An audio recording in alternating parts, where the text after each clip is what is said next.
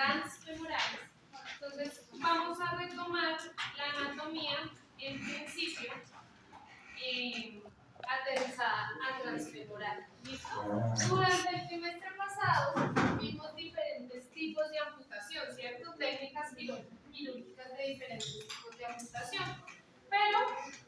Y hablamos también de las transtibiales, porque ustedes estaban en transtibial, y de qué modificaciones se podían tener desde el punto de vista de la amputación transtibial.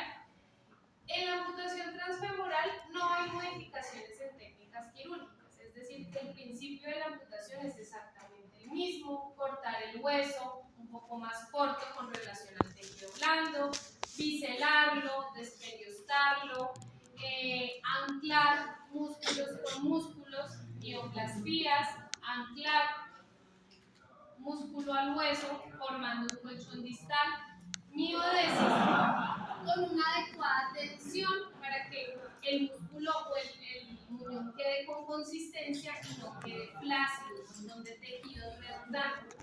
Que incluso ojalá la cicatriz sea posterior, ¿cierto? No media, pero principalmente posterior, para que al ponerse el socket en la media no quede, la cicatriz media no quede con posibilidad de abrirse, porque esa sensación es incómoda para el usuario. Y ya, en términos generales, esa es, digamos, que un proceso de amputación apropiado.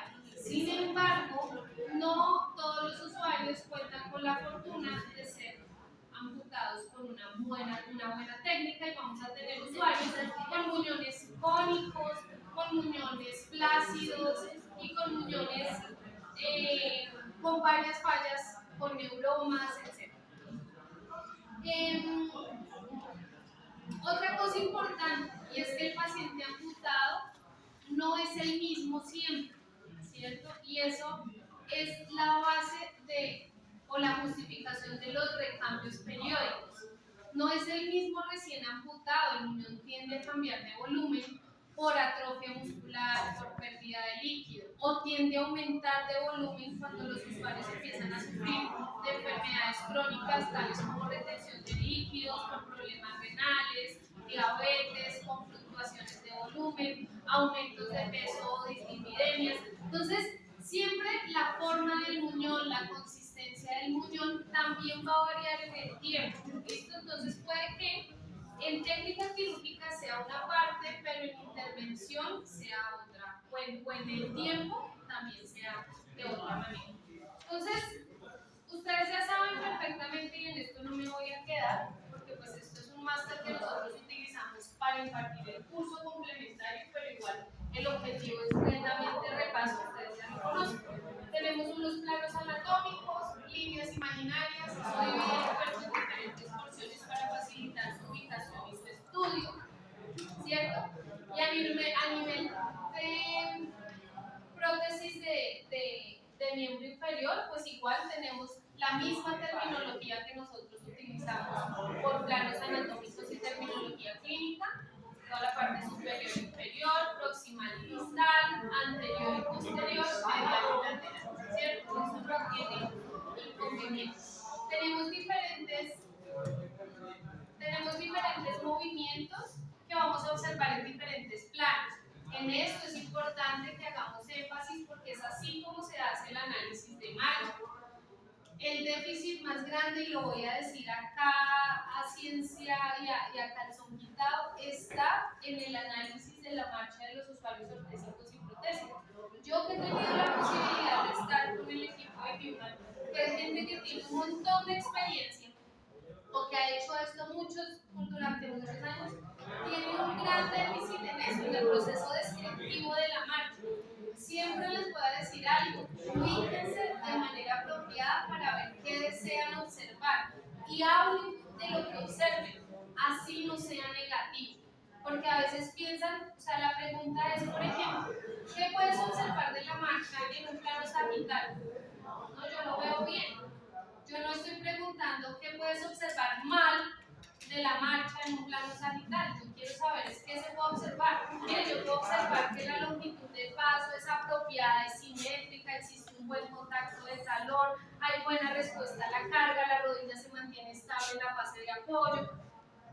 Eso es en realidad lo que uno quisiera que le comentaran cuando están haciendo un análisis de marcha. Yo no busco lo negativo, yo busco asociar la marcha que estoy presenciando en ese momento con unos factores de normalidad que ustedes ya vieron en biomecánica, ¿cierto? Entonces, de igual manera, es importante que tengamos claros esos movimientos por plano para ver qué se da, ¿cierto?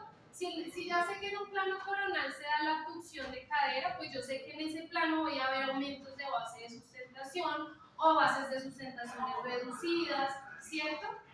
Entonces es importante que lo tengamos presente. Plano frontal, abducción y abducción, y en el caso del miembro superior, pronosupinación. Pronosupinación en el pie, aunque no es el término apropiado. Listo, nosotros hablamos de pronosupinación o es un término que se utiliza nuevamente en el pie, pero en realidad lo que está sucediendo es una inversión y una eversión, que son movimientos combinados, ¿cierto? De aducción, de supinación y de extensión, o de versión en ABD, pronación y de flexión del pie. También se pueden observar en un plano coronal. ¿Listo? Entonces, cuando el profe Jairo estén viendo en la alineación, si el pie está en inversión o reversión, darle pronación o darle supinación al pie. Pero o sea, si entendemos en principio el movimiento, pues no hay. En el plano sagital, todo lo que son movimientos de flexo-extensión, ¿cierto? Tanto de cadera como de rodilla como del pie.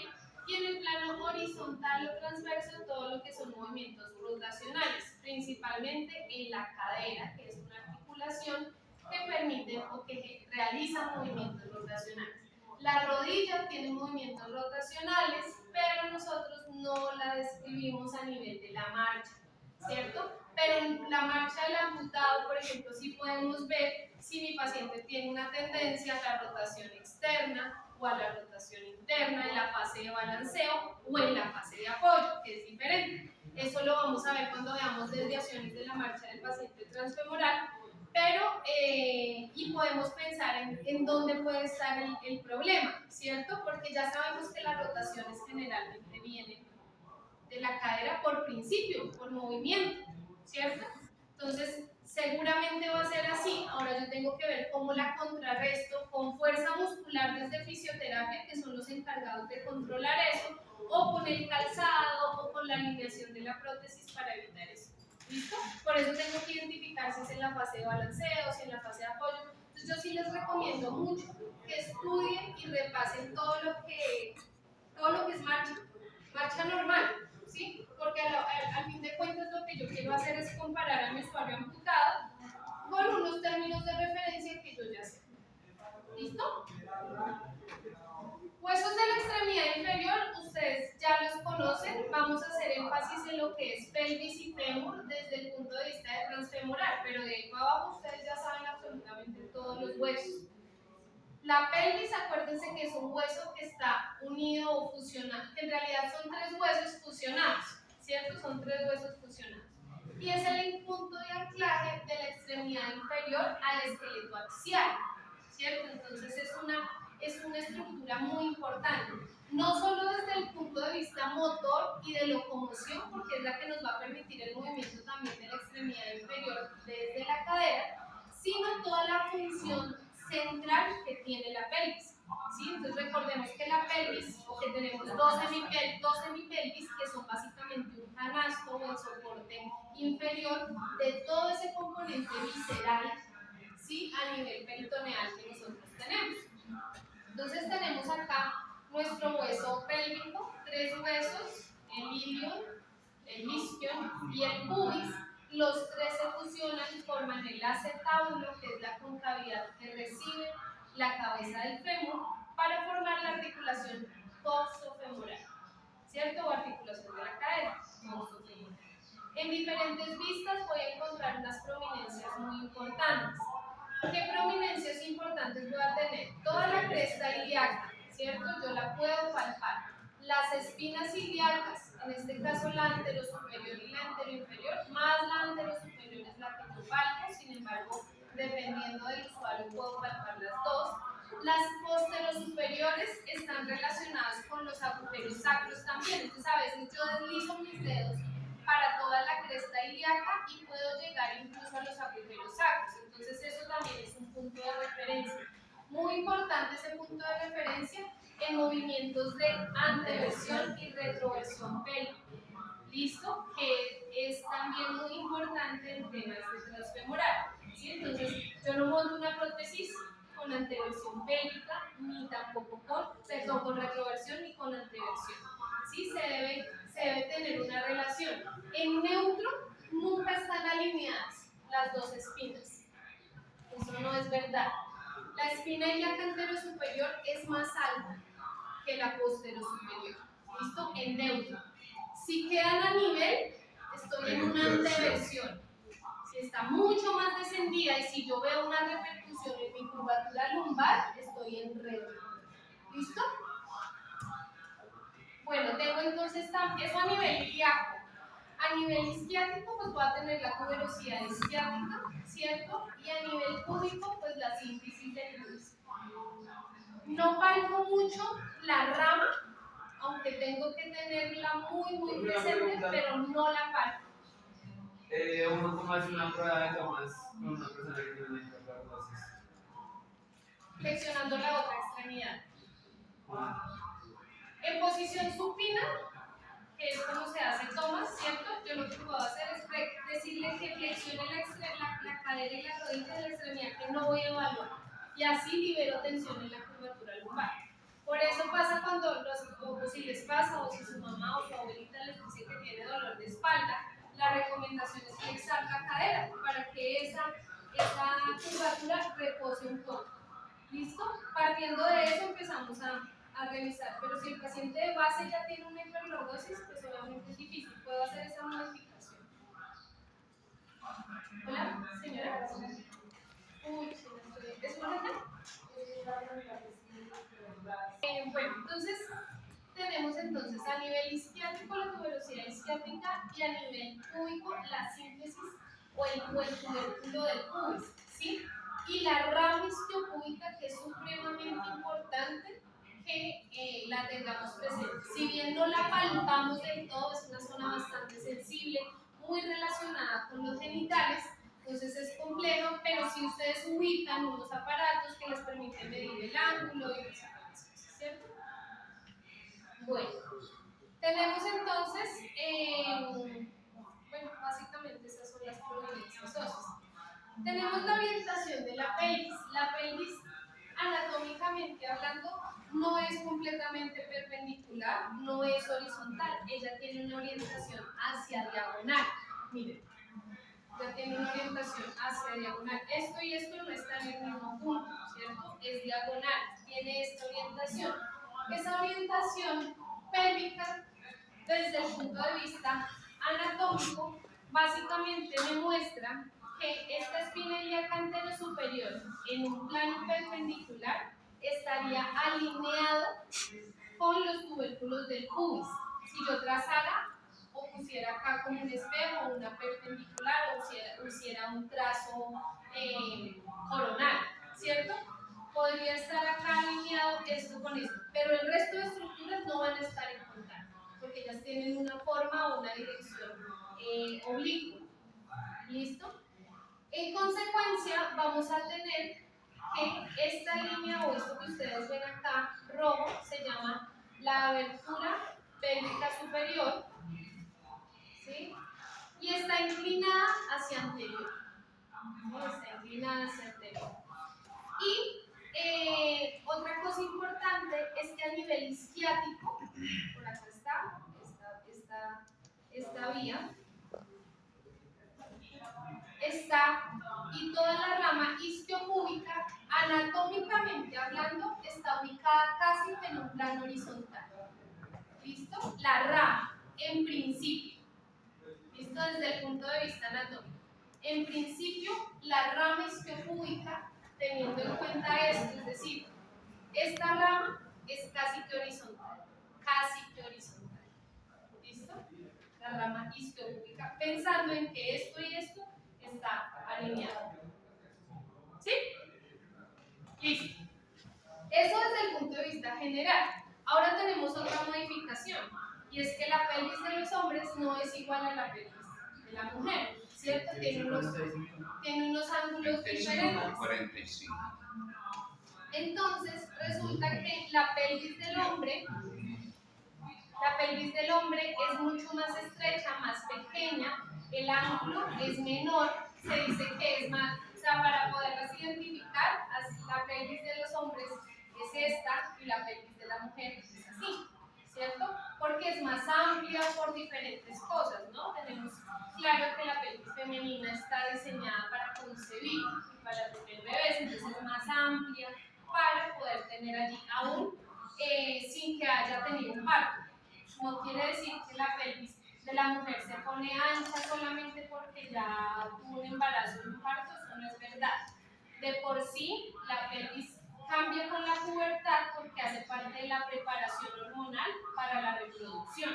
Entonces, sin que haya partos y embarazos, aún así la pelvis es más amplia. ¿Listo? En cambio, los hombres no.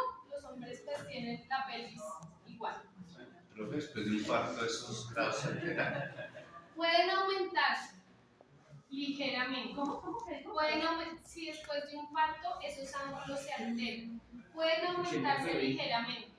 ¿Listo? Porque acuérdense que eso es una articulación, ¿sí? Y la articulación, dependiendo del peso y dependiendo de otra serie de estructuras, que es la musculatura del piso pélvico, que nos va a mantener esto completamente unido y cerrado, puede estar ligeramente más amplia o igual o como estaba. ¿Listo? Pero no depende solamente del peso del bebé o algo así, sino de toda la musculatura del piso pélvico, que es la que se encarga de unir esos huesos y mantenerlos en una buena tensión.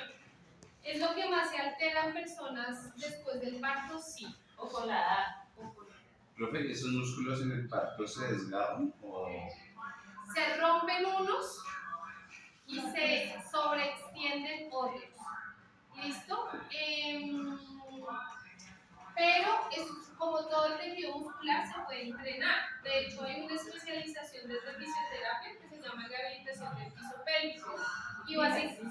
Y básicamente, como los ejercicios de Kegel, que son los de contracción del esfínter. Ahí cada uno de nosotros puede contraer el esfínter y hacer series y repeticiones. Eso es A mi mamá le mandaron eso porque tiene, bueno, no tiene mucha fuerza en el piso pélvico y tiene como caída la vejiga y descambios de líquidos. sí.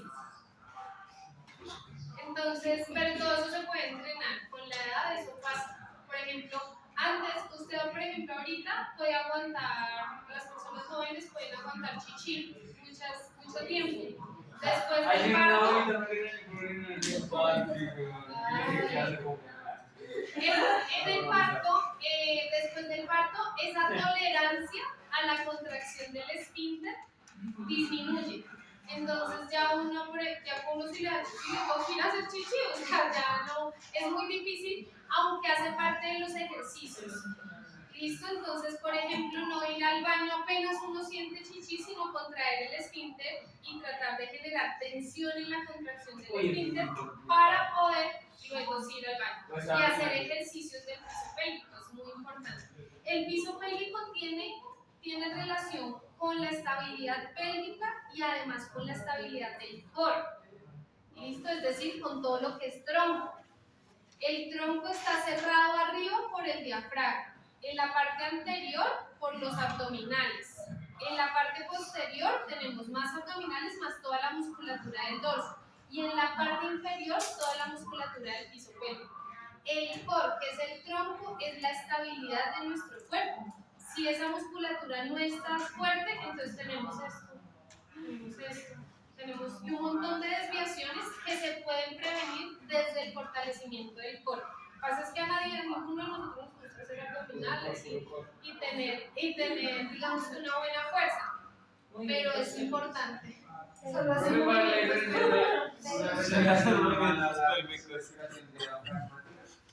¿Cómo? ¿Cuál es la diferencia entre una respiración normal a la respiración diafragmática? La respiración diafragmática es una respiración normal. No, pero está fácil. Porque como No, es que una me Es que dijeron para algo que de no sabemos de la respiración diafragmática, pero no entendía cómo. La respiración diafragmática es una respiración perfectamente normal. Lo único que hace es que te lleva a ti a manejar volúmenes pulmonares más amplios, es decir, respiras menos veces porque llenas en los pulmones con más volumen de aire. Pero en realidad es la propiedad. Por ejemplo, una respiración diafragmática es la que tiene que tener un instructor, un docente, un cantante, ¿cierto? Porque si no, nosotros no tendríamos voz, o sea, hablando todo el día es absurdo. Sale la voz con potencia, se ahorra energía, etc. Pero es una respiración perfectamente normal. Entonces, listo, tenemos acá que la abertura pélvica superior es más ovalada, ¿cierto? Es más ancha con relación a la AP en el caso de la mujer, mientras que en el caso del hombre es más amplia la AP que la ML o lo ancho, ¿cierto? Adicional, pues el ángulo en este caso para los hombres y para las mujeres mucho más reducido con relación al de las mujeres. ¿Listo? Luego nos vamos con el fémur, ¿listo? Un único hueso en el muslo que va a estar dado por el fémur, que se articula con el acetábulo a través de su cabeza y que se esperaría que en condiciones normales pues se articule con la tibia en su parte o en su porción distal. En las amputaciones transfemorales vamos a tener presente que el corte se va a hacer a través de la diáfisis femoral a cualquiera de sus alturas, ¿cierto? Entonces podemos tener un corte o una transfemoral tercio distal, tercio y medio o tercio proximal. Pensemos en el fémur como un hueso que tiene una aducción fisiológica. ¿Listo? Eso es muy importante, una aducción fisiológica que se da principalmente en el tercio distal. La aducción del fémur está dada por el ángulo entre el cuello y la cabeza y la diáfisis, pero se ve o visualmente va a estar más pronunciado el segmento distal. Por eso es que los muñones cuando se cortan o las amputaciones transfemorales cuando se cortan en el tercio distal, el muñón tiende a estar más aducido con relación a los de tercio proximal. ¿Listo? Pero hace parte básicamente de la forma misma, desde el punto de vista anatómico, del fémur.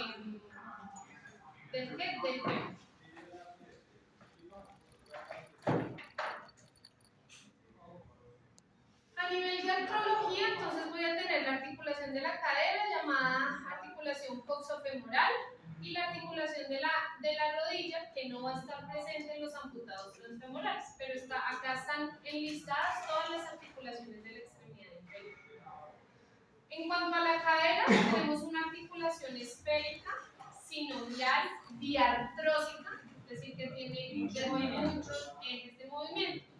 Flexión, extensión, incluso la flexión, esto puede variar, ¿cierto? Puede tener más de 120 grados de flexión, 135 más o menos. Extensión del pie de 15 a 30 grados, dependiendo la bibliografía. Aducción 45, aducción pura de 30, rotaciones 35-45 grados aproximadamente. La articulación de la rodilla, la muestro porque digamos que vamos a poner una rodilla protésica que queremos que sea lo más similar a la rodilla desde el punto de vista mecánico, ¿cierto? Entonces, necesito que la rodilla que yo vaya a utilizar pues tenga una flexión apropiada, más de 90, más de 100, más de 120 grados, porque el rango normal es de 135 a 140 grados de flexión de rodilla. Y esa flexión de rodilla no solamente le sirve al amputado para sentarse en una silla, le sirve para trabajar. Hay personas que se arrodillan sobre su rodilla protésica porque tienen que pintar o pegar un guardaescoba, porque tienen que hacer muchas actividades y necesitan de ese rango de movilidad. Entonces es importante que lo tengamos presente. La extensión de rodilla generalmente cero y pues en este caso o en el caso normal voy a tener ligamentos intraarticulares y extraarticulares, ¿cierto? Los intraarticulares tenemos los cruzados, los extraarticulares los colaterales y los meniscos. A nivel muscular, pues sabemos perfectamente que tenemos muchos músculos en la cadera que los necesitamos para el uso de la prótesis. principal músculo flexor de la cadera, ¿cierto? El psoas mayor, el psoas menor y el iliaco. ¿Qué es? Nosotros lo estudiamos como el psoas en general, ¿cierto? Que viene desde la columna lumbar, de toda la cresta ilíaca y se inserta en el trocánter menor. Ese músculo es el principal flexor de la cadera, muy potente y por eso es que lleva el muñón hacia flexión y empezamos a tener retracciones. ¿Listo? Otro músculo importante que hace flexión de cadera es el músculo sartorio. Este músculo, si bien él se inserta en la tibia, acuérdense que los músculos seccionados se fijan al hueso para crear o generar el movimiento en la articulación más proximal, ¿cierto? Si yo rompo o secciono el sartorio y lo fijo al hueso, él con esta porción se va a seguir contrayendo y va a llevar el muñón hacia medial y va a hacer flexión. Tenemos otro músculo importante que es el tensor de la fascia del lata. El vientre muscular de este músculo está muy proximal, ¿sí? Es decir, que lo que se corta en realidad es la cintilla iliotibial, no el músculo. Entonces ese músculo continúa siendo muy potente. Esa cintilla iliotibial igual se corta, se fija al hueso a través de miodesis para hacer el movimiento de flexión de cadera, abducción y rotación interna. Eso funciona. Y tenemos el recto femoral que acá no está, que está acá encima, que es el músculo del cuádriceps que es biarticular. Al estar seccionado, continuamos seccionado y fijado al hueso, continuamos para que este siga realizando su función en cadena. ¿Listo? Ustedes ya saben cómo se evalúa la flexión del psoas, ya se saben los músculos, entonces pues no voy Yo a... le tengo una pregunta. Por ejemplo, hay distintos tipos de desarticulaciones de rodilla. Por ejemplo, un paciente que es desarticulado de rodilla, pero el espacio es muy corto para poner los componentes. Uno puede poner el eje de la rodilla como 2 o 3 milímetros más abajo del eje anatómico de la otra pierna. El eje mecánico de la otra pierna. ¿Eso no afecta en la marcha o...? ¿Tú qué crees? Pues no, yo creo... Mira, en esos uno casos siempre no debe pasa. buscar la congruencia de los ejes, siempre, absolutamente, incluso desde ortesis, o sea, eso es, con un campo eso es que es una pregunta de examen, o sea, algo que un dispositivo ortésico que incluya articulaciones y no estén bien posicionadas, pues, sobre todo cuando hay articulaciones libres, cuando son de eje retrasado y cuando el usuario se sienta. Cuando camina con la rodilla bloqueada, pues en realidad eso no tiene mucha inherencia en la marcha, si me voy a meter en temas de campo. Pero cuando yo utilizo un eje retrasado porque tengo una fuerza de cuádriceps apropiada que quiero potencializar, yo tengo que garantizar la confluencia de los ejes. Ahora imagínate un paciente amputado que no va a caminar con la rodilla flexión extendida, como por ejemplo un paciente geriátrico. Hay pacientes que no pueden o que no lograron utilizar su rodilla y por eso ellos caminan con su rodilla completamente extendida y solo la desbloquean para sentarse. Pero en un paciente dinámico, si tú dejas ese eje por debajo del eje mecánico de la rodilla contralateral, pues vas a tener problemas, primero de simetría en la longitud de los pasos, porque estás haciendo que el segmento tibial sea más corto. Entonces, cuando el paciente haga, la pierna le va a quedar acá, no más. Entonces, nada más está generando asimetría, o sea, eso no debe pasar. ¿Listo? Este último momentito. Por eso se han determinado, o cada vez hay más oferta de dispositivos protésicos con diferentes medidas, adaptadores libres, dobles, de X milímetros. Yo de eso no sé. De una vez de yo de eso no sé, pero lo que les puedo decir es que técnicamente se está buscando que lo que se ponga en el usuario sea lo más apropiado para garantizar la congruencia de los ejes. ¿Listo? Pero, y las aseguradoras están cambiando hacia eso, pero si desde el mismo fisiatra, por ejemplo, que es quien prescribe, no tiene en cuenta esa longitud o ese espacio para prescribir una rodilla X, pues ya estamos yendo mal. Por eso es que es importante que ustedes participen y digan, no, mire, esa rodilla no le sirve porque el eje está acá, porque el espacio no nos da, necesitamos una rodilla de otras características. ¿Listo? Pero sí o sea, hay que hacer lo posible para que eso no... Señor. Profe, eso sí a veces pasa, sí pasa en los desarticulados de rodillas. un poquito más adelantado el eje protésico. Sí, El esa es anatómico. una, digamos que una complicación en los desarticulados de rodillas. Para eso hay rodillas para desarticulados de rodillas, donde el eje de flexión es más superior. ¿Listo? Pero a veces el mismo material, el araña, lo que sea, hace que se desplace un poquito, pues digamos que usted como técnico puede hacer lo que más pueda para que eso no suceda, para que sea mínimo, pero contemplando todas las variables y entendiendo por qué eso no puede quedar muy feo. ¿Listo? Listo, chicos, salgamos para que alcancen a tomarse un cafecito antes de entrar con el profe Jairo a práctica. Un centímetro. Y nos vemos mañana. Pensaba que era más delgada. Bien. No hay tarea. ¿Y de qué es?